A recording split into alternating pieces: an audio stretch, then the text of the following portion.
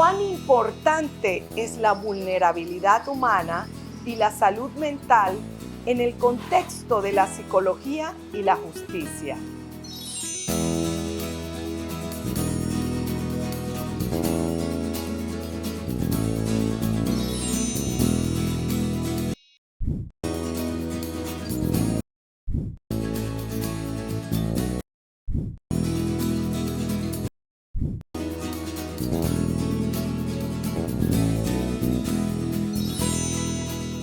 Bienvenidos a Transformándonos. Soy Giselle de la Hoz y desde la provincia de Chiriquí me complace presentarles al licenciado Jairo Grael, psicólogo forense, y nos trae el tema Psicología y Justicia. Bienvenido, Jairo. Giselle, gracias. Qué encanto poder estar con ustedes acá. Gracias a ti porque sabemos que esa agenda está súper ocupada. Jairo, un dato importante que estuve leyendo es que me llamó la atención que forense, tú eres psicólogo forense, y forense viene del latín forum, que significa plaza, y que en el tiempo de los romanos todas estas tribunales de justicia se daban en una plaza. Qué interesante, me pareció como desde tantos años data toda esa búsqueda de la justicia. Cuéntanos un poco, ilústranos, ¿qué es la psicología forense?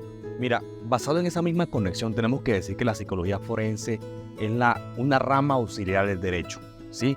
Donde ellos se apoyan en el psicólogo para la evaluación, ya sea de víctimas o victimarios, los cuales tienen que atravesar un proceso legal. Entonces servimos a la justicia para ilustrarle acerca de la conducta, la motivación, la personalidad y el estado del mismo individuo involucrado.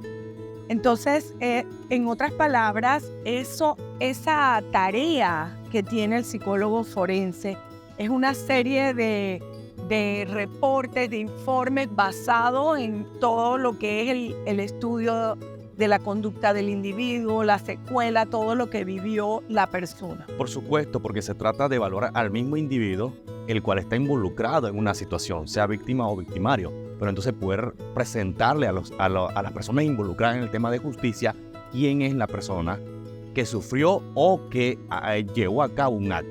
Poder describir la parte emocional, psicológica y la estructura mental de ese individuo. Como tú bien lo acabas de decir, es hacer el informe, buscar todo el impacto psicológico, mental, emocional que tuvo la persona. Pero ¿qué tipo de delitos el psicólogo forense hace este trabajo? Sí. Mira, déjame plantearlo de esta forma. El psicólogo forense puede intervenir en casos penales, puede intervenir en casos de familia, puede intervenir en casos civiles, puede intervenir también en casos de victimología donde hay personas que han fallecido. O sea, puede intervenir inclusive en la parte laboral como tal, porque en todas ellas hay un individuo involucrado que requiere una evaluación o hay afectaciones que resultan de lo que haya sucedido. Entonces el psicólogo forense puede intervenir en todas esas áreas, evaluando y generando así todo un perfil psicológico del afectado o de la persona que causó la afectación. Pero proporcionándoselo a la justicia, a la parte legal. Para que ellos tengan esa ilustración con quién estoy tratando e inclusive para que sepan si esa persona puede presentarse a un estrado, al foro, a hablar públicamente sobre su situación y pueda contestar las preguntas, pueda entenderlas y contestarlas adecuadamente para ilustrar al sistema de justicia, para que tomen una decisión correcta. Bueno, tú has dado en un aspecto importante, esa preparación que se le puede dar, porque naturalmente, y ahora vamos a ahondar en ese espacio donde tú te sientas como víctima o como victimario, Sí. porque pues algunas situaciones el victimario está arrepentido o se siente muy mal consigo mismo por lo que hizo. Pero veamos también, como que nos debemos como circunscribir en esa víctima. Esta persona, antes de ir, muchas veces no conoce a lo que va a ver o a visualizar. ¿De qué manera el psicólogo forense lo prepara o de qué manera el individuo reconoce que necesita un profesional que lo ayude a prepararse emocionalmente y psicológicamente, porque quedas al desnudo de lo que te ha sucedido. Yo creo que hay que tomar en cuenta algo muy, muy importante en este proceso. Lo primero que hay que asesorar a las personas, que son, vamos a hablar de la persona víctima, ¿no? Ok, sufrió un evento, sea maltrato, sea abuso, sea un accidente, lo que sea. Esa persona, antes de ir al psicólogo para la parte legal, tiene que ir con un abogado. Entonces, el abogado, su representante, le dirá, necesito una evaluación psicológica para ser presentada, ahí va a entender esta parte, para ser presentada como un testigo experto, el psicólogo que te evalúa, o para ser presentado como un peritaje de tu situación. Entonces, ya con eso es el primer paso. Ya él sabe que necesita ir donde un psicólogo especialista en la parte forense y qué requiere exactamente. Entonces, cuando ya él viene ante nosotros tenemos dos funciones importantes. Uno es hacer la evaluación propiamente dicha, presentar esa herramienta, pero también podemos asesorar. Y es como una doble función, dependiendo para qué se nos busque, ¿no? Y en la parte de asesoramiento es donde tenemos que decir a esa persona, primero, sepa que su evaluación, su información, no es algo que tiene derecho a la privacidad, sino que todo esto que evaluamos y recopilamos de su estado, de su afectación, de su perfil, va a ser presentado y expuesto públicamente a todas las personas que participan dentro de este proceso. Entonces, prepárese para eso. Prepárese porque usted está buscando justicia y la gente tiene que conocer quién es usted y toda su estructura y la afectación que ha resultado de la situación que ha vivido. Ok, ilústrenos un poco. Ok. ¿Cómo se da ese espacio donde la persona está en ese juicio? Ilústranos cómo nosotros podemos irnos a visualizar el juez, todos los integrantes de ese momento que están en ese salón o ese espacio. Ok, depende de mucho. Uno, si estamos hablando de niños, tiene un proceso diferente. O sea, el niño se busca siempre proteger. Él va a una cámara y esa es una cámara privada donde está el niño y un psicólogo especialista. Esa cámara y estamos hablando de que se encuentra dentro de las instalaciones de los tribunales. Gracias a Dios en Panamá la mayoría de tribunales la tienen. Okay. Entonces el niño se va a sentir protegido porque está con el psicólogo que debe usar diferentes herramientas y estrategias para poder, como quien dice, tener una buena comunicación con el niño. Sí, detrás de esa cámara y ese o afuera, en parte externa, están todos los otros involucrados. Llámese abogado, llámese juez, llámese fiscal, están acá, pero el niño no tiene contacto con esas personas. ¿El niño con quién tiene contacto? Usted y yo, estamos usted y yo conversando y ahí el psicólogo aprovecha para hacer las preguntas que recibe por un sistema interno para conversar con el niño. Ok, ese es en el caso de niño. Entonces, el psicólogo tiene que preparar al padre, a los padres o a los protectores y también tiene que tener ese primer contacto con los niños para decirle, mira, algo bien importante, para decirle, te van a preguntar sobre esta situación, cuéntales todo lo que sabes. Mira la orientación, cuéntale todo lo que ocurrió, todo lo que tú recuerdes. No le estoy diciendo, dile tal cosa, Claro, no. Porque en ese caso harías... sí, entonces ya estoy como quien dice contaminado, ¿no? Exacto. Entonces es una narración libre. Ese es en el caso de niños. Pero cuando vemos otros casos como casos civiles, puede ser como estos que son más frecuentes, afectaciones emocionales por un accidente, por una situación.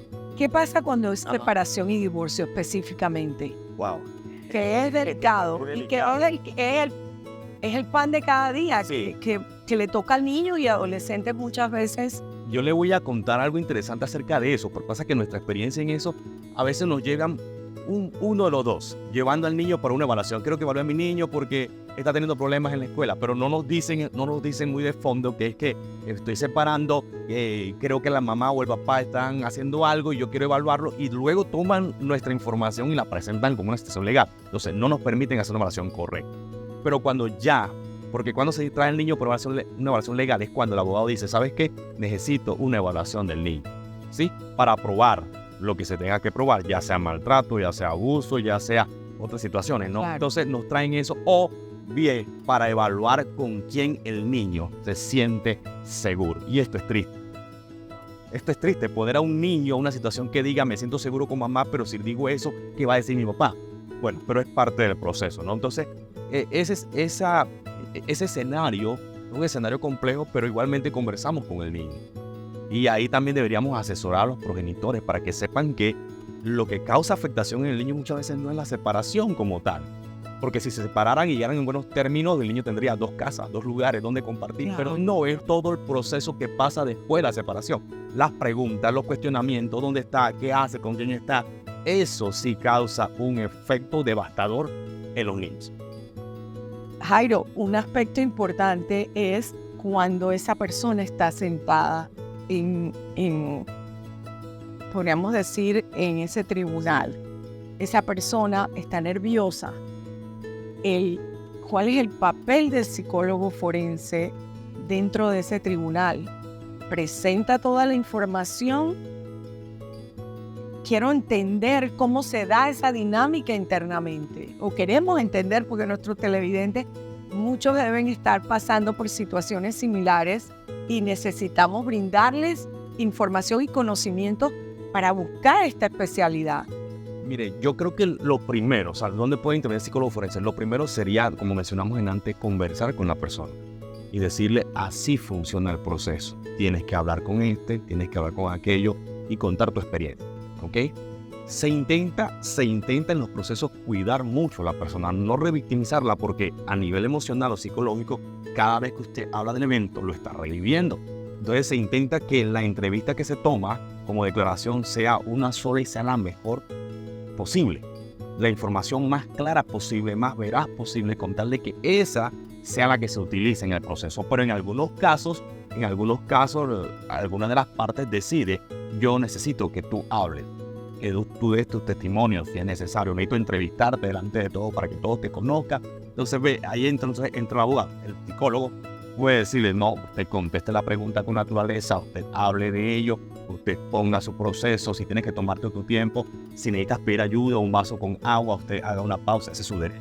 Pero déjame hacer una pausa y regresamos para que veamos ese impacto emocional y psicológico que tiene la víctima de todo ese proceso que se vive y qué podemos recomendar, porque muchas veces la secuela queda a lo largo de muchos años. Así es.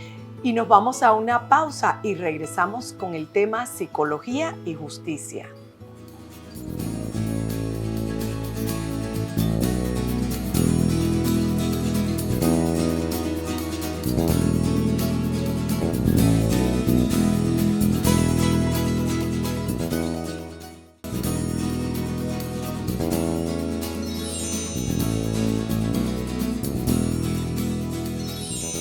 Y siguiendo en esta línea, este segundo bloque, necesitamos ahondar cómo esa persona, ese impacto que recibe, primero de lo que vivió naturalmente, pero como decíamos, estar vulnerable en esa silla, frágil, con todos esos ojos y con todas esas preguntas, reconociendo que eres vulnerable.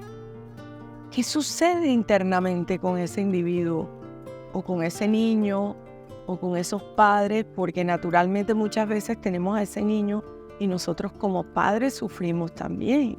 Por supuesto. Yo creo que hay que entender algo importante acá. Primero, usted lo mencionó muy bien. Ser víctima ya es como que te dejaron marcado. Pueden hacerte justicia, pero quedaste marcado de por vida. 1. 2. Entender la humanidad a veces, no sé, terrible, que son capaces de hacer daño, ya es otra cosa que nos cambia nuestra realidad. Y 3, sentirlos evaluados, porque pasa que en el caso de los adultos, más que todo, que son los que van a un tribunal, están presentes, el adulto se siente evaluado. Y cuando uno, recordemos que nuestra cultura latina, cuando nos dicen, te voy a evaluar, ya eso nos estresa. Entonces, justamente es lo que pasa cuando estás en un sistema de justicia. Te estás sintiendo evaluado, ¿te creo o no te creo? ¿Eres víctima o lo provocaste? Todo eso ya es un peso emocional, un peso psicológico que tal cual, como cualquier otra situación estresante, no nos va a dejar a veces dormir bien, no nos va a dejar alimentarnos bien, no nos va a dejar concentrar en nuestras actividades diarias, en nuestras relaciones cotidianas. Ya eso, ahí hay una afectación emocional. Entonces, además de esto, sentarme frente a un lugar donde están evaluando mi caso, mi situación y van a hacer justicia, supuestamente, ya esto se convierte en una carga y un peso emocional para la persona que está involucrada. Quiero decirte algo, cuando hablabas, se me vino la palabra revictimizar. Totalmente. Porque el sistema muchas veces sin querer, te revictimiza, porque muchas veces tienes que regresar a volver a dar tu declaración. Entonces, ¿en qué consiste esa revictimización? Lo voy a poner de esta forma, o sea, cuando a usted le sucede algo bonito o algo feo, esa emoción que se produce queda grabado en un lugar de nuestro cerebro.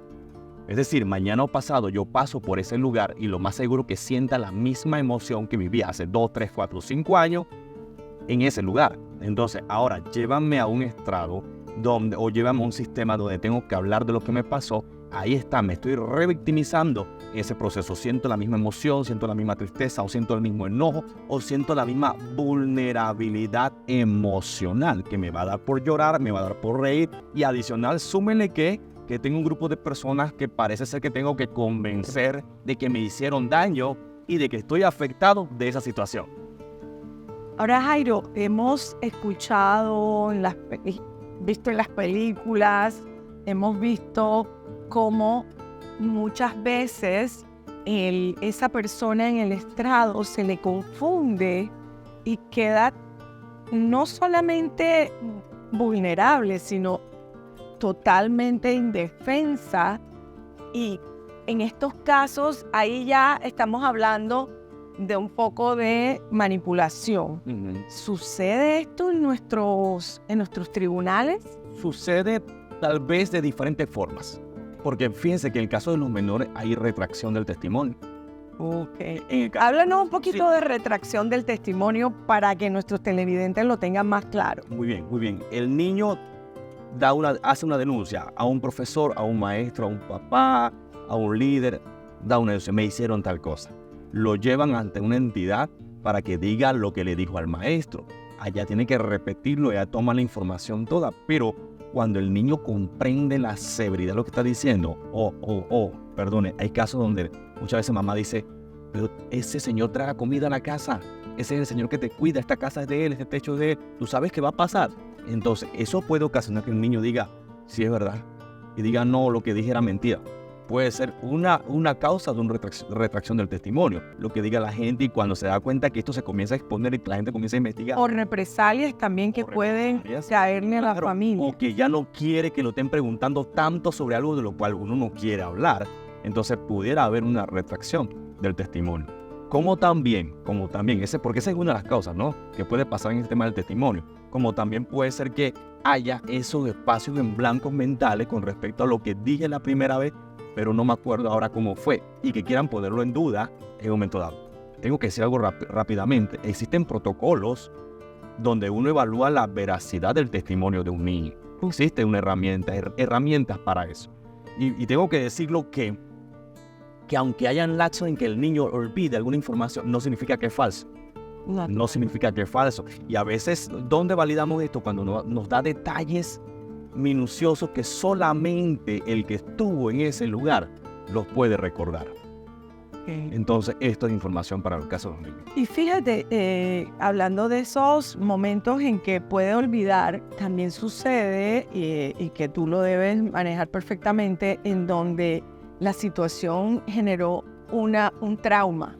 Y muchas veces, al inicio, y sucede mucho cuando vienen a nosotros a la fundación, en donde hay una pérdida traumática, donde hay una situación de homicidio o inclusive de suicidio o muertes accidentales, en donde ellos dicen, no recuerdo muchos aspectos de lo que sucedió, aquellos que estuviesen involucrados en la situación y tuvieran que comparecer a los tribunales o brindar su declaración. Entonces, ese trauma, tiene que haber conocimiento por parte de la justicia de todo lo que sucede durante la etapa inicial del trauma. Esa negación, esa evitación, porque es tan doloroso que no puedo declarar o no puede declarar la persona. Por supuesto, y eso es impactante, porque en el momento de ser víctima, mucha gente hace una separación.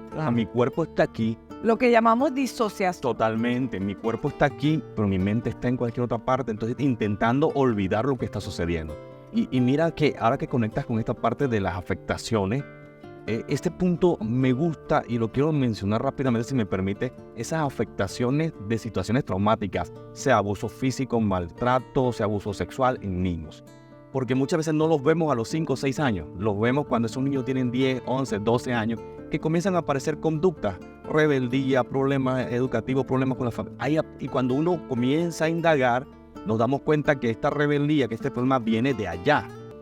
Se fuga del colegio, malas notas académicas o, en el caso de niños y niñas, una promiscuidad sexual inclusive, porque saben que haciendo eso estoy castigando a quien tuvo que haberme cuidado. Y es una de las secuelas que encontramos en la adolescencia, no en la niñez, sino en la adolescencia luego de. También me he encontrado con, usted mencionó, traumas. Niños que llegan, y inclusive parece de película, pero desarrollan una doble personalidad. ¿Sí? Yo tengo una paciente que me decía, cuando a mí me molestan, cuando me hacen relajo conmigo en la escuela, aparece, y le puso un nombre a esa personalidad. Dice, y esa se enoja, esa pega, esa muerde y esa se defiende. Y cuando comenzamos a indagar nos damos cuenta que posiblemente hay un trastorno de personalidad producto de un evento que ocurrió en esa niña. Y son situaciones, ¿no?, que se van dando. También me encuentro con una chica de 25 años que el papá lo que piensa es que tiene una paciente psiquiátrica. Y no necesariamente, sino que ella ha tomado una persona introvertida, tiene 25 años, no trabaja, no estudia. ¿Dónde está? Simplemente sumergida en su cuarto, que no quiere tener contacto social con nadie. Y en una entrevista, cuando yo preguntaba, ¿hacía así? ¿Sí? No.